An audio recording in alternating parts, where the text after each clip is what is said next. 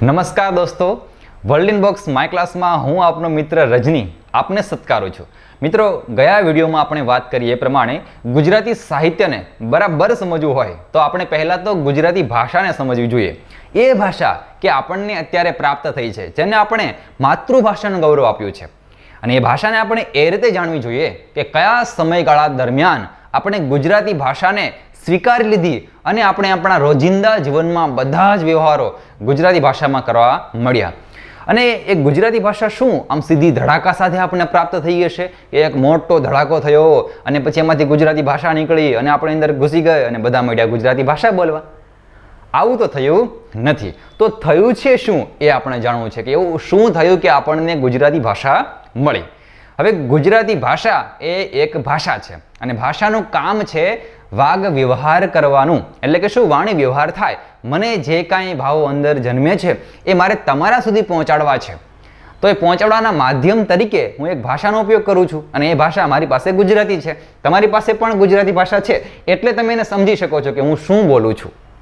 હવે કોઈ પાસે અંગ્રેજી છે, કોઈ પાસે હિન્દી છે, કે એમ અલગ અલગ કેટલી બધી ભાષાઓ છે. એટલે ભાષાનું કામ મુખ્યત્વે કોમ્યુનિકેશન, પ્રત્યાયન કરવાનું છે અને એ આપણે કરી રહ્યા છીએ. પણ એ આપણે જાણવું તો જોઈએ ને કે આપણને જે પ્રત્યાયનમાં મદદરૂપ થાય છે એ માધ્યમ એટલે કે એ ભાષા કેવી રીતે આપણને પ્રાપ્ત થઈ છે તો એ જાણીએ. અને એ પ્રશ્ન થવો જ જોઈએ પહેલો જ કે વિશ્વમાં કેટલી બધી ભાષાઓ છે, પણ કોઈ એક ભાષા આરંભની હશે. એટલે સૌ પ્રથમ એક ભાષા કોઈ આપણને પ્રાપ્ત થઈ હશે. તો કહો કે સૌ પ્રથમ ભાષા કઈ છે? વિશ્વમાં સૌ પ્રથમ ભાષાનું અસ્તિત્વ આવ્યું હોય એવી કોઈ પ્રથમ, વિશ્વની સૌ પ્રથમ ભાષા કઈ, એવું તમને કોઈ પૂછે તો તમે શું કહેશો? મોટાભાગે બધા સંસ્કૃત કહે છે અને જવાબ સાચો જ છે કે સંસ્કૃત એ વિશ્વની સૌ પ્રથમ ભાષા છે. તો વળી કોઈ દલીલ પણ કરે કે એવું તમે કયા આધારે કહી શકો કે સંસ્કૃત એ જ વિશ્વની સૌ પ્રથમ ભાષા છે? તો આપણે એવું કહી શકીએ કે વિશ્વનો સૌથી જૂનામાં જૂનો ગ્રંથ કયો? તો કે ઋગ્વેદ. અને ઋગ્વેદની ભાષા કઈ? તો સંસ્કૃત. બસ એટલે સંસ્કૃત. અને આના સિવાયનો કોઈ પુરાવો તમને મળતો હોય તો આપો. તો એનો બીજો કોઈ પુરાવો આપણને એવો મળતો નથી. હા, પહેલાં બધું હતું. સિંધુ ખીણની જે સંસ્કૃતિ છે તો એમાં ચિત્રલિપિ છે, અમુક એવી લિપિ પણ છે જે ઉકેલી પણ શકાય નથી. આવું ઘણું બધું છે, પણ એ નથી ઉકેલી શકાય એટલે એનું કોઈ ભાષાનું નામકરણ થયું નથી. અને નામકરણ થયું છે, ઉકેલી શકાય છે અને જેની સાથે આપણો નાતો છે એ ભાષા એકમાત્ર સંસ્કૃત છે, જે જૂનામાં જૂની આપણે ગણી શકીએ. એટલે આપણે સંસ્કૃતને વિશ્વને સૌથી જૂનામાં જૂની કહીએ છીએ. અને સાથે હવે આપણે ગુજરાતી ભાષા છે એ અને સંસ્કૃતનું કનેક્શન ક્યાં છે? તો એ જ છે કે અત્યારે એવું નથી કે ગુજરાત પ્રદેશમાં કોઈ સંસ્કૃત નથી બોલતું. ઘણા લોકો સારી રીતે સંસ્કૃત બોલી શકે છે. ઉપરાંત આપણે સંસ્કૃત શ્લોકોના સંપર્કમાં તો છીએ જ ને. યા કુંદેન્તુ તુષાર હાર ધવલા તો બોલીએ જ છીએ આપણે. અને ઓમ ત્ર્યંબકમ યજામહે તો આ બધું સંસ્કૃત જ છે. અને સંસ્કૃતના કેટલાય ઢગલાબંધ શબ્દો ગુજરાતી ભાષાએ સ્વીકારેલા છે. તો આ બધું જોડાયું કેવી રીતે? સંસ્કૃત ગુજરાતી જોડાયું કેવી રીતે એ સમજીએ. તો સંસ્કૃત ભાષા છે એક સમયે ભારતના પ્રદેશમાં બોલાતી હતી. અત્યારે આપણે જેમ ગુજરાતી ભાષા બોલીએ છીએ આપણા પ્રદેશમાં, એમ ભારતના મોટા ભાગના વિસ્તારમાં કોઈ એક સમય એવો હતો કે ત્યારે સંસ્કૃત બોલાતી હતી. અને સમયગાળો આપણે એક નક્કી કરીએ તો આપણને ખ્યાલ મળે છે કે શરૂઆત ક્યારે થઈ હતી એ ખબર નથી, પણ કયા સમયગાળા દરમિયાન સંસ્કૃત ભાષા બોલાતી હતી એવો અંદાજિત સમય એક આપણે નક્કી કર્યો છે. અને નક્કી કરેલો સમય એ આ છે કે શિષ્ટ સંસ્કૃત, એટલે કે એના પ્રોપર ઉચ્ચારણ સાથે સંસ્કૃત ક્યારે બોલાતું હતું તો ઈસવીસન પૂર્વે 15મી સદીથી ઈસવીસન પૂર્વે 5મી સદી દરમિયાન સંસ્કૃત ભાષાનું અસ્તિત્વ ભારતના પ્રદેશોમાં હતું. આ વાત છે. હવે શરૂઆત ક્યારથી થઈ એવું તમને કહેતો નથી, કેમ કે એના કોઈ ચોક્કસ પુરાવા ન મળે. અને આપણને જે કંઈ ગ્રંથ મળ્યા હોય ને, જેમ કે ઋગ્વેદ છે, બધા ગ્રંથો મળ્યા હોય, એના આધારે આસપાસનો સમય છે બધો નક્કી કરી અને આપણે એવું ધાર્યું છે કે ઈસવીસન પૂર્વે 15મી સદીમાં ભારતમાં આર્ય પ્રજા રહેતી હતી. અને એ પ્રજા કઈ ભાષામાં બોલતી હતી? તો એ ભાષા એટલે સંસ્કૃત. અને એ કયો સમયગાળો? આ છે. હવે એવું કેમ ને કહ્યું કે ઈસવીસન પૂર્વે 5મી સદી સુધી સંસ્કૃત બોલાતી હતી અને પછી શું થયું? આમ લાઇટ જતી રહે અને સીધું અંધકાર થઈ જાય એમ એકાએક સંસ્કૃત બોલતા બધા બંધ થઈ ગયા અને પછી કોઈ બીજી ભાષા બોલવા માંડે, એવું થાય? તો કે એવું ન થાય. તો શું થાય અને કેમ આવું થયું? તો એનું કારણ એ છે કે લોક સમુદાયમાં બે પ્રકારનો વર્ગ હોય. એક છે શિક્ષિત છે અને એક છે અલ્પ શિક્ષિત છે અથવા તો નિરક્ષર છે. હવે જે શિક્ષિત વર્ગ છે એ ભાષા બોલશે તો એની પાસે ભાષા છે સ્પષ્ટ ઉચ્ચારણવાળી અને જેવી બોલાવી જોઈએ એવી જ બોલાતી હશે. જેમ કે પંડિતો બધા જે છે તે સમયના બ્રાહ્મણો છે એ બધા કેવી સંસ્કૃત બોલતા હતા? તો શિષ્ટ સંસ્કૃતમાં એ લોકો વાગ વ્યવહાર કરતા હતા, વાણી વ્યવહાર કરતા હતા.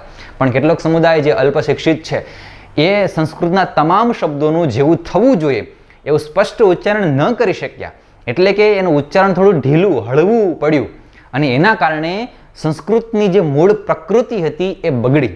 સંસ્કૃત ભાષામાં થોડી શિથિલ ઢીલી પડી અને એના કારણે સંસ્કૃતમાંથી એક પેટા ભાષા જન્મી અને એ ભાષા છે એનું નામ શું છે? તો એનું નામ છે પ્રાકૃત. અને સાથે જ એક બીજી ભાષા આવી, એનું નામ શું છે? તો કે એનું નામ છે પાલી. પ્રાકૃત અને પાલી આ સમયગાળા દરમિયાન એક નવી જન્મી. હવે હજી કહી દઉં કે એવું પણ નથી કે ઈસવીસન પૂર્વે 5મી સદી છે પછી અહીંયા ફૂલ સ્ટોપ એટલે પૂર્ણ વિરામ સાવ અને પછી તરત ધબડકા બંધ, સંસ્કૃત બંધ અને પછી તરત જ પ્રાકૃત અને પાલી ચાલુ થઈ, એવું કહેતો નથી. અત્યારે પણ સંસ્કૃત બોલાય છે, પણ કહેવાનો અર્થ એ છે કે મોટા ભાગનો વર્ગ છે કોઈ એક ભાષા સાથે સંકળાયેલો હોય. જેમ કે આપણે મોટા ભાગે ગુજરાતી ભાષા બોલીએ તો અત્યારની આપણી મુખ્ય ભાષા છે, એમ તે સમયની ભારત પ્રદેશની મુખ્ય ભાષા આ સમયગાળા દરમિયાન સંસ્કૃત હતી. અને પછીનો સમયગાળો આજે આપણે કહ્યું કે ઈસવીસન પૂર્વે 5મી સદીથી ઈસવીસનની 5મી સદી, જો હજાર વર્ષ છે. આપણે જ્યાં નક્કી કર્યું એમાં જો ઈસવીસન પૂર્વે 15મી સદી એટલે ઈસવીસન પહેલાના 1500 વર્ષ આવું થાય ને, અને ઈસવીસન પૂર્વે 5મી સદી એટલે ઈસવીસન પહેલાના 500 વર્ષ. તો એ 1500 અને 500 ની વચ્ચેનો સમયગાળો એટલે 1000 વર્ષ દરમિયાન સંસ્કૃત ભાષા પ્રભુત્વ જમાવીને બેઠી હતી. પછી જરા હળવી પડી અને પછી કોનું પ્રભુત્વ આવ્યું? તો ઈસવીસન પૂર્વે 5મી સદીથી ઈસવીસનની 5મી સદી. બરાબર ધ્યાન આપો, પૂર્વે અને ની ખ્યાલ આવે ને? તો એ ખ્યાલ આવે કે ફરી પાછા 1000 વર્ષ સુધી કઈ ભાષાનું સામ્રાજ્ય રહ્યું? તો એમાં જવાબ આવશે પ્રાકૃત અને પાલી. આ સાથે પેટા પણ હતી, માગધી ને અર્ધમાગધી ને એવું બધું હતું જ. આ પણ મુખ્ય ભાષાઓ સંસ્કૃત, પ્રાકૃત અને પાલી. એટલે શિષ્ટ સંસ્કૃતમાંથી એક નવી રીતે ભાષા જન્મી, એનું નામ શું આપણે આપ્યું? પ્રાકૃત અને પાલી. આ સમયગાળા દરમિયાન પ્રાકૃત થયું, તો હવે આના પછી પાછું કંઈક થયું છે. જેવું સંસ્કૃતનું થયું એવું જ પ્રાકૃતનું થયું કે પ્રાકૃતના તમામ શબ્દોનું ઉચ્ચારણ સ્પષ્ટ ન થઈ શક્યું અને પરિણામે એ જ શબ્દમાં થોડો ફરીવાર બદલાવ આવ્યો અને એક નવી ભાષા જે જન્મી એમને આપણે અપભ્રંશ કહીએ છીએ. શું કહીએ છીએ? અપભ્રંશ ભાષા, જે ઈસવીસનની 5મી સદીથી ઈસવીસનની 9મી 10મી સદી સુધી ચાલી ભારતના વિવિધ પ્રદેશોમાં. શેમાં? ભારતના વિવિધ પ્રદેશોમાં અપભ્રંશ ભાષા ચાલી. હવે આ અપભ્રંશ છે ત્યાંથી એક મોટો વળાંક આવે છે અને એ વળાંક એટલે શું? તો કે ભારતના વિવિધ પ્રદેશમાં અપભ્રંશ બોલાતી હતી અને અપભ્રંશ પછી શું થયું? તો કે એને એ પ્રદેશમાં અલગ અલગ પ્રાદેશિક ભાષાઓના જન્મ થયા. જેમ કે મહારાષ્ટ્રમાં પણ એક સમય અપભ્રંશ બોલાતી હતી, પણ અપભ્રંશમાંથી વળી પાછી અપભ્રંશમાંથી બગડેલી અથવા તો રૂપાંતરિત એક નવી ભાષા જન્મી, એને મહારાષ્ટ્રવાળાએ મરાઠી કહ્યું. રાજસ્થાનમાં પણ અપભ્રંશ હતી, એમાં પણ થોડો બદલાવ આવીને કોઈ એક નવી ભાષા નીતરી, એને રાજસ્થાની કહ્યું. એમ ગુજરાત પ્રાંતમાં પ્રદેશમાં પણ ગુજરાતી અપભ્રંશ બોલાતી હતી, એમાંથી એક ઝરણું ફૂટ્યું, એને આપણે શું નામ આપ્યું? તો ગુજરાતી.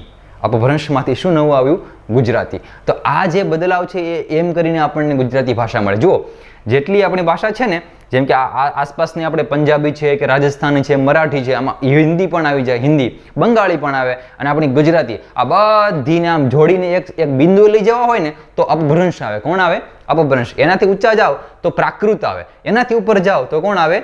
સંસ્કૃત આવે. એટલે જનની છે ને, જનની ભારતની ભાષાઓ, દ્રવિડ કુળની ભાષાઓ સિવાય દક્ષિણ ભારતમાં જે ભાષા બોલાય એ આપણી ઇન્ડો યુરોપીય જે ભારતીય આર્ય ભાષા છે એ નથી, દ્રવિડ કુળની ભાષાઓ નથી, પરંતુ દક્ષિણ ભારત સિવાયની જે કંઈ પણ ભાષાઓ બોલાય છે એમાં જે હમણાં આપણે નામ કહ્યા તમને ભાષાઓના, એ બધી ભાષાઓનું જે સ્ત્રોત છે મૂળ એ સંસ્કૃત ભાષા છે, શિષ્ટ સંસ્કૃત.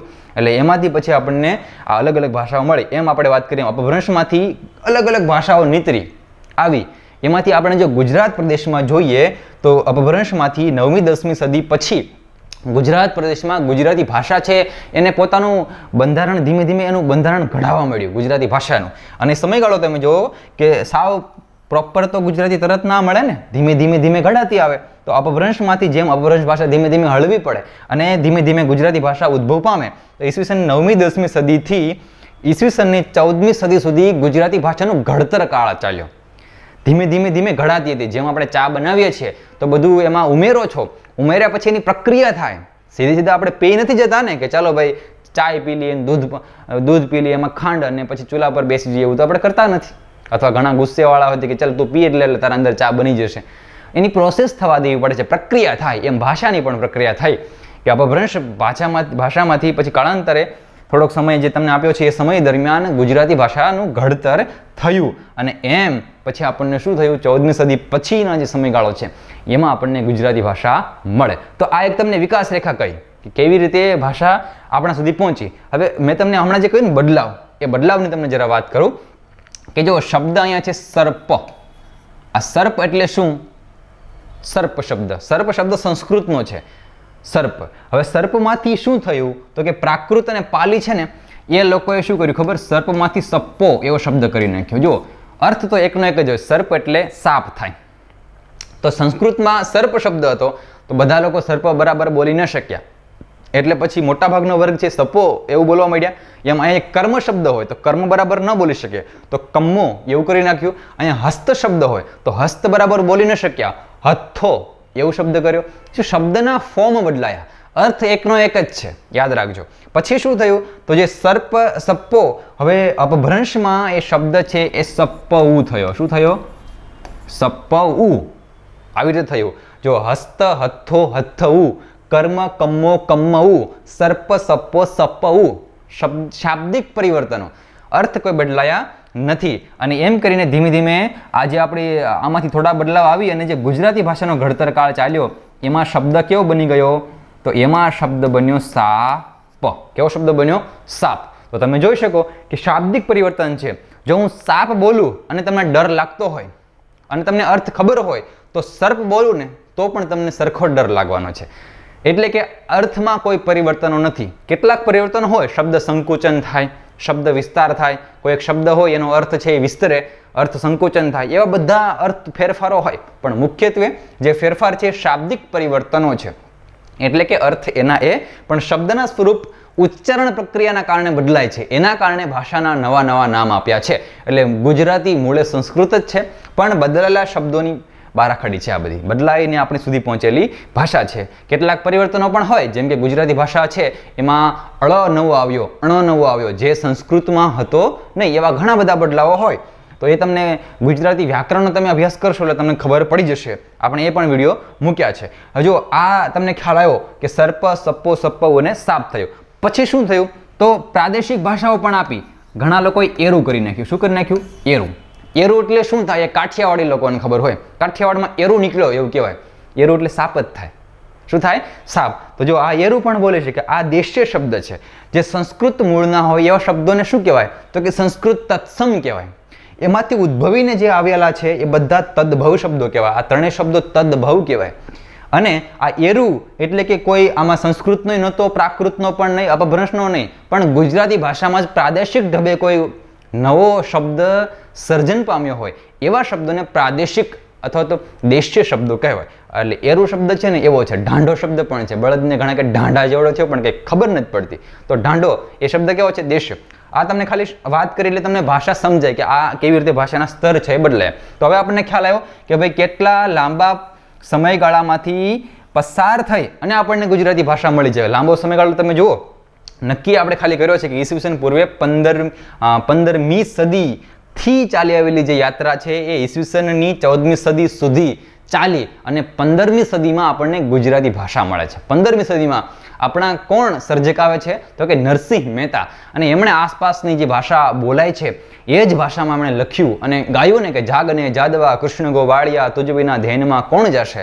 તો આ શબ્દો આપણને એક સરસ મજાના આપણી જ ભાષાના હોય એવા લાગે. અને આ શરૂઆતની પંક્તિઓ 15મી સદીની છે. એટલે આપણે એવું કહીએ કે ગુજરાતી ભાષા આપણને 15મી સદીમાં મળી. અહીંયા એનો ઘડતર કાળ હતો. 15મી સદીમાં આપણને ગુજરાતી ભાષા તેને મૂળ સ્વરૂપે મળી છે. તો આ થઈ આપણી ભાષાની એક સફર કે આપણને પ્રાપ્ત થઈ છે. મળ્યા પછી ભાષાની બે રીતે તપાસ થાય. એક તો એની સાહિત્યિક ગુણવત્તા તપાસવામાં આવે કે એ ભાષામાં કેવું સાહિત્ય રહેલું છે, અને બીજી તેની માળખાગત ભૂમિકા તપાસવામાં આવે. એટલે કે તેનું વ્યાકરણ જોવામાં આવે કે આ ભાષા છે એ કેવી રીતે ઘડાઈને આપણા સુધી પહોંચેલી છે. સંસ્કૃતમાંથી આપણા સુધી પહોંચી તો એમાં કઈ બદલાવ આવ્યા, કોઈ નવા વર્ણો ઉમેરાયા, કોઈ નવા શબ્દો ઉમેરાયા, વાક્ય રચનામાં કોઈ પરિવર્તન આવ્યું. તો ઘણા બધા પરિવર્તનો એ ભાષામાં આવ્યા હોય એ પરિવર્તનને જોવો તો એને ગુજરાતી ભાષાનું વ્યાકરણ કહેવાય, અને ભાષાની સમૃદ્ધિ જોવી હોય તો એ ગુજરાતી ભાષાનું સાહિત્ય કહેવાય. સાહિત્ય એ સમાજની જ ઓળખ છે. જે સર્જક જે સમાજમાં રહે એ સમાજને જોવે, અને એ સમાજને જોયા પછી એને જે કાંઈ કલ્પના ઉદ્ભવે, જે કાંઈ વિચાર મનોમંથન ચાલે એ લખીને ફરી પાછું સમાજને જે ધરે, એ સમાજની ઓળખ, સમાજનો અરીસો બતાવે, એ આપણું શું છે? સાહિત્ય છે. એટલે સાહિત્ય તો પરીક્ષામાં પૂછાય એટલે તો કરવાનું જ, પણ સમાજને સમજવા માટે સાહિત્ય છે ને ગુણકારી ઔષધિ છે. એટલે એને આપણે પાન કરવાનું છે, એને પીવાનું છે, એટલે સમાજ પણ સમજાશે, પરીક્ષામાં ગુણ પણ મળશે. તો આપણે એવા જ પ્રયત્નો સાથે સાહિત્યનું રસપાન કરવાનું છે. તમારા માટે જેટલી સરળતાથી તમને શીખવી શકાય એવા બધા જ પ્રયત્નો કર્યા છે. તો હવે પછી જેટલા પણ વિડીયો મૂક્યા છે એને એના યોગ્ય ક્રમમાં જોવાનો આગ્રહ રાખજો. બધું બરાબર ગોઠવીને જ આપ્યું છે. તમે એક પછી એક વિડીયો જોશો એટલે તમારી અંદર એક આખું ગુજરાતી સાહિત્યનું પરફેક્ટ માળખું છે ને એ સ્પષ્ટ થશે અને થશે, એની હું તમને ખાતરી આપું છું. પણ તમારે મને એ ખાતરી આપવાનું છે કે આડેધડ જે ગમે એ વિડીયો અડી લેવાનો નથી, ક્રમમાં જોવાનું છે. એક વિડીયો જોવાઈ જાય પછી બીજો, પછી ત્રીજો, એમ જ કરવાનું. તમારે પસંદગી કરવાની છે વિડીયોની. તો એ હવે આવો આપણે ગુજરાતી ભાષા છે એને બરાબર સમજી અને હવે ગુજરાતી સાહિત્ય શું છે એને બરાબર સમજીએ.